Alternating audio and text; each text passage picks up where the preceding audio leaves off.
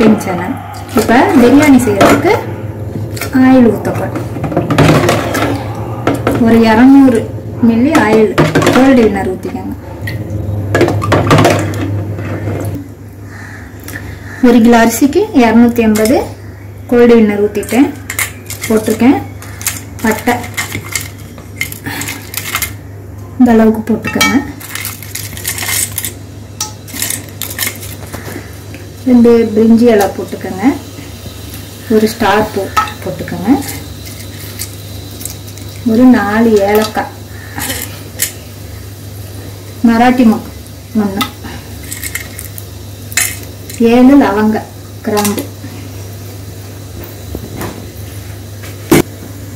இப்போ நல்லா இது பொரிஞ்சிருச்சு. இதில் வந்து வெங்காயம் 2 வெங்காயம், பெரிய வெங்காயம் வெட்டி நைஸாக கட் பண்ணி வச்சுட்டு அதை போட்டுக்கோங்க. நேர கீரைனா பச்சை மிளகா நேராக கட் பண்ணி பச்சை மிளகா ஒரு 5 மிளகா போட்டுக்கோங்க. 5-6 மிளகா போட்டுக்கோங்க. 2 வெங்காயம், 6 பச்சை மிளகா நேராக கட் பண்ணி வச்சுக்கோங்க.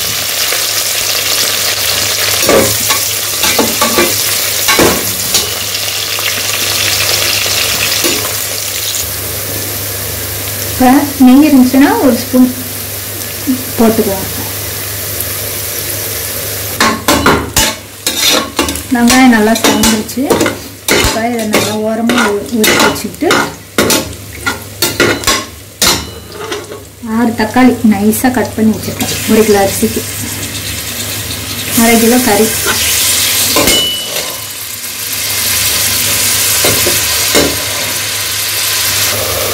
தக்காளி நல்லா மசியணும், அந்த அளவுக்கு வதங்கணும்.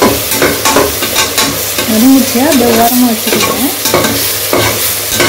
ஆயில் பத்தலைன்னா நீங்கள் போட்டுக்கலாம். புதினா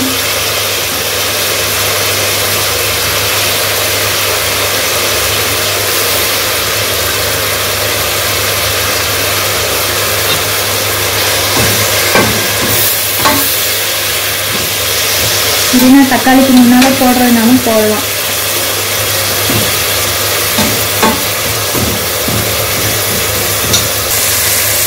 இப்போ புதினா வெந்துருச்சு. நல்லா புதினா தக்காளிக்கு முன்னால் போட்டிருக்கணும், மறந்துட்டேன். வந்து நல்லா வேகணும் புதினா, அப்போ தான் வதங்கணும். அதை எல்லாத்தையும் ஓரமாக தள்ளி வச்சுக்கிட்டு போட்டோம்னா பிரச்சனையும் கிடையாது. இப்போ மல்லி இலை, புதினா 1 பிடி, மல்லி இலை 1 பிடி.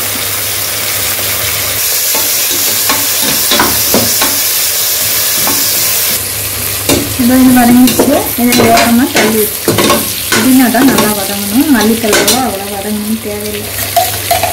இப்போ அதுக்கடுத்து இஞ்சி பூண்டு, அரைச்சி வச்ச இஞ்சி பூண்டு ஒரு 3 ஸ்பூன் போட்டுக்கோங்க. 3 டேபிள் ஸ்பூன் 1 கிலோ அரிசிக்கு. அப்போ தான் நல்லா வாசமாக இருக்கும் பிரியாணி.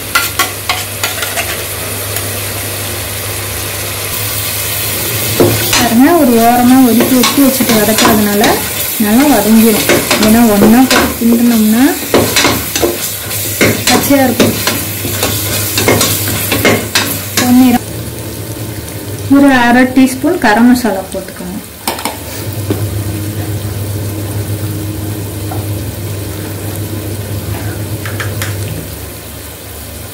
அரை டீஸ்பூன் மஞ்சத்தூள்,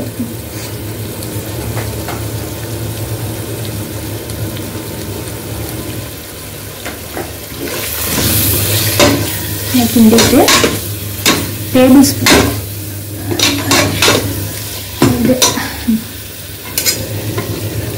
மிளகாய்த்தூள் வந்து தனித்தூள் மிளகாய்த்தூள் வந்து ஒரு 25 கிராம் அளவுக்கு எடுத்து போட்டுக்கோங்க.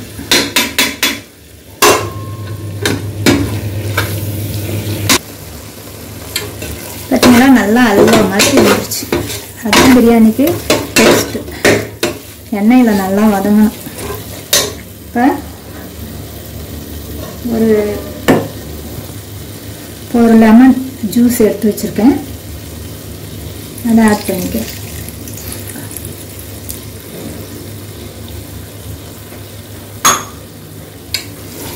நல்லா பெரிய லெமனை எடுத்து வச்சுருக்கேன்.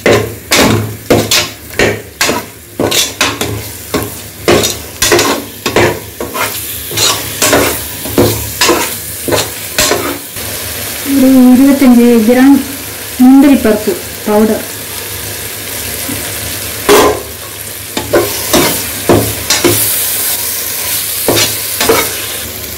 இப்போ வர தக்காளியெல்லாம் புளிக்க மாட்டேங்குதுல, அதுக்கு தான் இந்த தக்காளி அரிஞ்ச தண்ணி ஊற்றலாம். அதை கீழே வடிஞ்சிடாமல் அதை எடுத்து வச்சுக்கணும். தக்காளியோட டேஸ்ட்டு தானே நமக்கு பிரியாணி. ஒரு 200 மில்லி தயிர் ஆட் பண்ணிக்கணும்.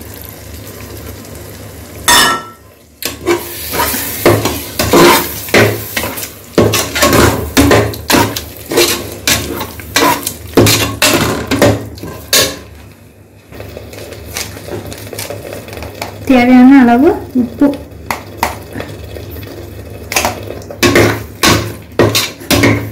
ஒரு 1/2 ஸ்பூன் போட்டுக்கோங்க. அப்புறமா டேபிள் ஸ்பூன்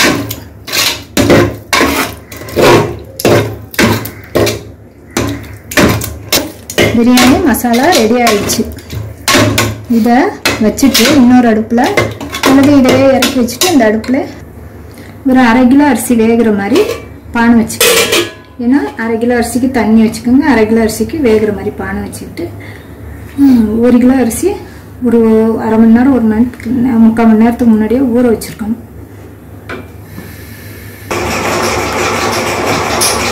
ஒரு கிலோ அரிசிக்கு 1/2 கிலோ அரிசி பானை வச்சு 1/2 கிலோ அரிசி தண்ணி வச்சுருக்கேன். 1 கிலோ அரிசிக்கு எவ்வளோ வைக்கணும் அதை வச்சு தேவையான அளவு உப்பு போட்டுருக்கேன். நல்லா போட்டேன் உப்பு. 1 கிலோ அரிசிக்கு எவ்வளோ உப்பு போடணுமோ அந்த அளவுக்கு போட்டுக்கணும். இப்போ சோறு மேலே தெரிஞ்ச உடனே தூக்கி வச்சு வடிச்சிடணும். இது மேலே தெரியணும், வேகணும்னு அவசியம் இல்லை. மேலே தெரிஞ்சோடனே தூக்கி வச்சு வடிச்சிடணும். இந்த மசாலா தக்காளி தண்ணியை வடிகட்டிட்டு போட்டால் தான் இது மாதிரி அல்வா மாதிரி வரும். தண்ணியோட தக்காளியை போட்டிங்கன்னா இந்த மாதிரி வராது. இப்போ இதில் கறியை போட்டு கொஞ்சம் நேரம் வேக வச்சுக்கணும்.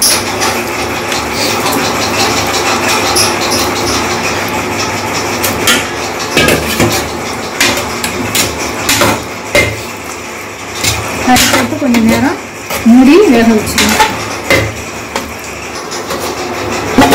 மூடி வேக வச்சு கறி ஒரு 7 நிமிஷம் ஆகுது. மசாலாக்குள்ள வெந்தால் தான் டேஸ்ட்டு.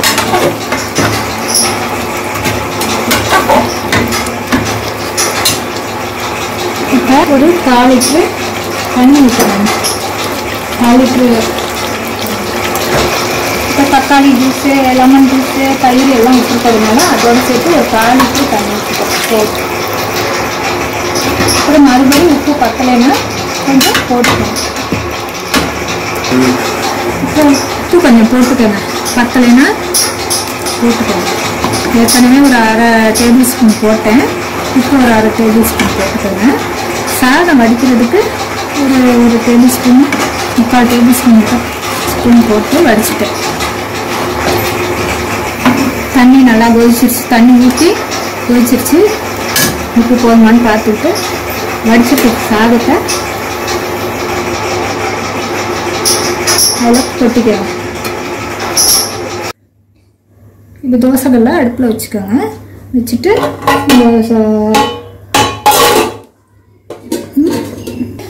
அது அதில் தூக்கி வச்சுருங்க. தூக்கி வச்சு வெயிட் வச்சுருங்க.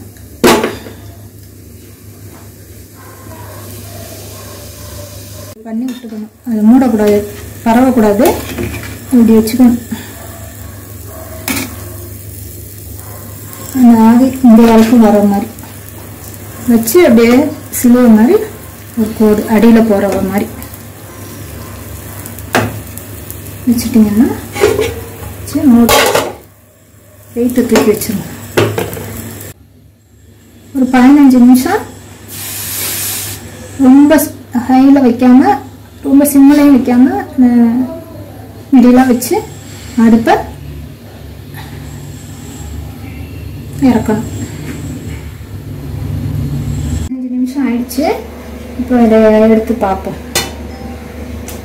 அடியில் தோசைக்கல் வச்சு அதுக்கு மேலே சட்டி வச்சு மூடி போட்டு அதுக்கு மேலே வெயிட்டு சோறு வச்சு தண்ணி இதை வச்சுக்கலாம். அப்புறம் இறக்கி வச்சுக்கோங்க.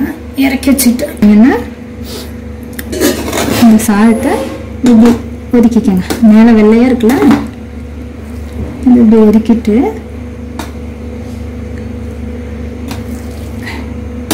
இப்படி ஒதுக்கிட்டு அடுத்தது கொஞ்சம் கலராக இருக்கிறத இப்படி மேலே ஒரு சைடு நவுத்திக்கோங்க. நவுத்திட்டு இந்த ஒயிட்டை அப்படியே தள்ளி விடுங்க. ஒயிட்டை உள்ளே தள்ளிட்டு எல்லா பக்கமும் இதே மாதிரி மேலே எடுத்துட்டு அந்த ஒயிட்டு மேலே இருக்கிறத அப்படியே கொண்டாந்து உள்ளே தள்ளிட்டு அப்படியே அந்த குக்கர்லேயே கொஞ்சம் நேரம் மூடி வச்சிங்கன்னா பிரியாணி ரெடி ஆயிடுச்சு. இப்போ பிரியாணி ரெடி ஆயிடுச்சு.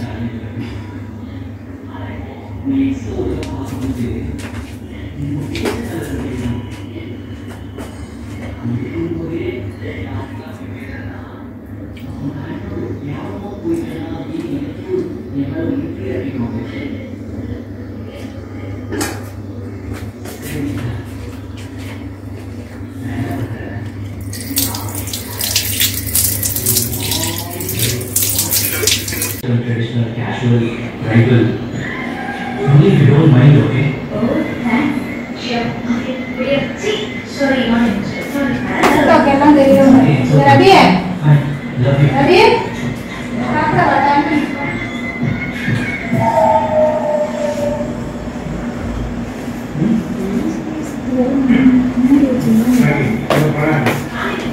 சட்டை அந்த வெளியே தேடி வாசனை இருக்கே, என்ன வாசனையா இருக்கு.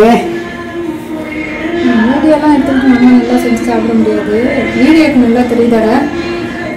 உடஞ்சிருக்க என்னது வீடியோவில்